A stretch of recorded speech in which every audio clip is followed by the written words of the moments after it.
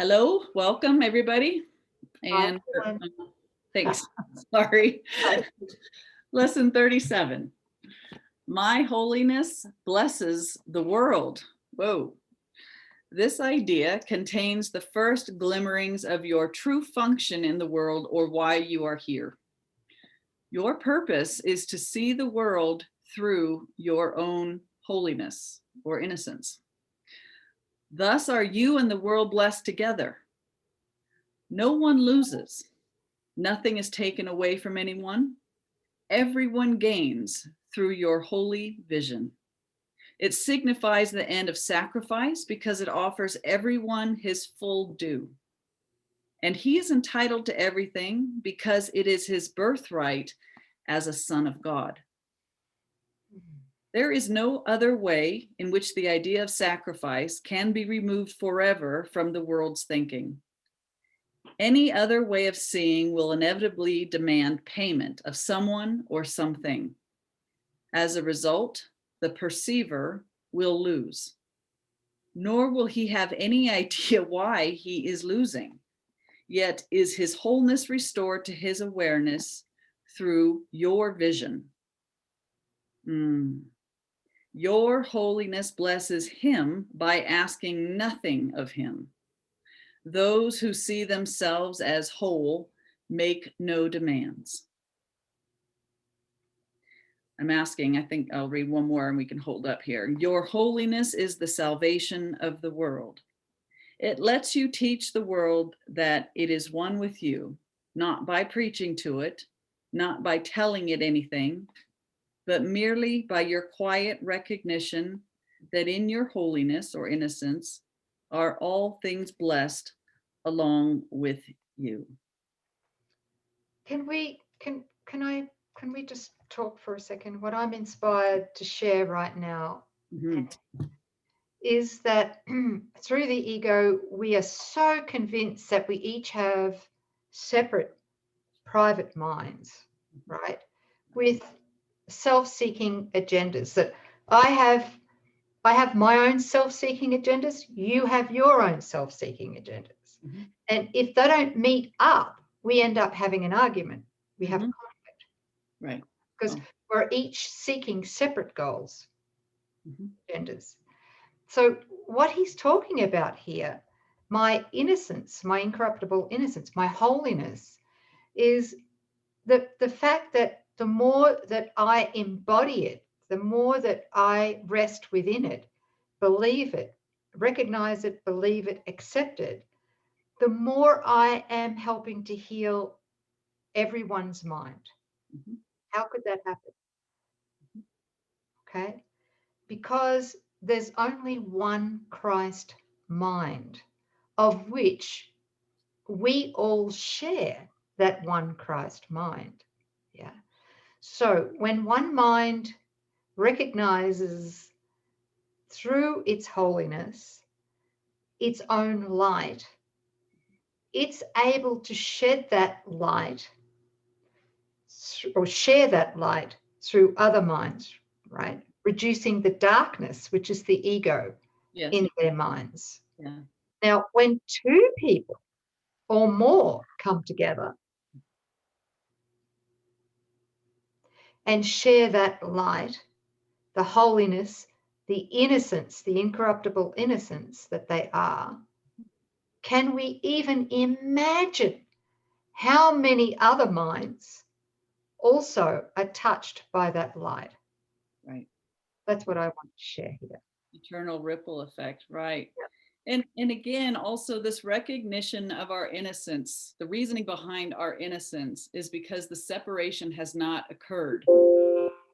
And so if we believe, everybody here believes or starts off believing that the separation has occurred and we are these bodies. And if this is true in our belief, then we are sinful and we are guilty. And we're all carrying around this enormous weight of that belief that we have defied the Father, Mother, God, the creation, and that we're separate and we have private bodies and thoughts from our brothers. We've lost union. And so I feel like this is the very first lesson where Jesus specifically invokes this truth, that our brother's wholeness, his innocence, is restored in his awareness through our vision, which means our acceptance of our innocence, through our understanding that the separation has not occurred. So as I'm claiming innocence, I'm not claiming it for myself, because I can only claim that when I recognize there's been no separation, there's just one. So through my vision of oneness, of love and union, I can extend that to my brother. And every brother that's ready to stop valuing separation can feel that, can receive it and accept the light in my mind that Nouk was talking about, that knowledge of the absolute truth that we are still one. That shines from our awareness and in our mind into our brothers. So his wholeness is restored to his awareness through our vision. Our holiness blesses him by asking nothing of him. We see no lack in him. We see him as one with God, one with ourselves. And so that's how we bless the world, by claiming, says your internet connection. It's a bit unstable. Is it yours or mine? I don't know. It's the ego's resistance to these, you guys. I have to tell you, as your sister, we've had nothing but problems since we started doing this with the internet, and I've never before experienced problems. So there's it's a just lot with of the lessons, mind you. Oh yeah, no, right? Yeah. But anyway, I really wanted you guys, just, I don't know where it lagged, but to really feel that that's how we extend the blessing, by accepting our innocence first and then extending it to our brothers. Yeah. Okay. So just to clarify again, when we accept our holiness, our incorruptible innocence, it's never, ever exclusive. And it's always inclusive. Thank you. Otherwise, it's corruptible innocence. And so I'm innocence at my brother's hand, right? He's guilty. Yeah, no. Okay. Your holy, paragraph 3. Your holiness is the salvation of the world. It lets you teach the world that it is one with you. Oh, I read this. Not by preaching to it, not by telling it anything, but merely by your quiet recognition that in your holiness are all things blessed along with you. Today's 4 longer exercise periods, each to involve 3 to 5 minutes of practice, begin with the repetition of the idea for today. My holiness blesses the world, followed by a minute or so of looking about you as you apply the idea to whatever you see.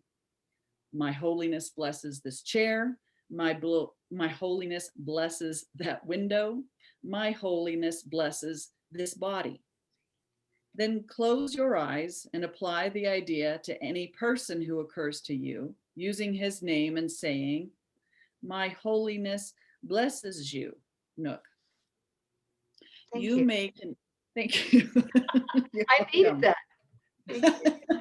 My holiness blesses you, Coreen. Received. Thank you. Thank you. You may continue the practice period with your eyes closed. You may open your eyes again and apply the idea for today to your outer world if you so desire. You may alternate between applying it to what you see around you and to those who are in your thoughts. Or you may use any combination of these 2 phases of application which you prefer. The practice period should conclude with a repetition of the idea, my holiness blesses the world, with your eyes closed, and another following immediately, made with your eyes open. The shorter exercises consist of repeating the idea as often as you can. It is particularly helpful to apply it silently to anyone you meet, using his name as you do so. It is essential to use the idea if anyone seems to cause an adverse reaction in you. Offer him the blessing of your holiness immediately, that you may learn to keep it in your own awareness. Lesson 37, my holiness blesses the world. You think, sis? Beautiful lesson. It is. It really is. I love it. And I love how he's now introducing that we have the ability to restore vision in our brother through our extension after accepting it for ourselves. Yeah. Okay. Thank you all. Thanks for sticking with us, even with the drag in the video. I promise we're working on that. Thank you. Thank you. Bye-bye.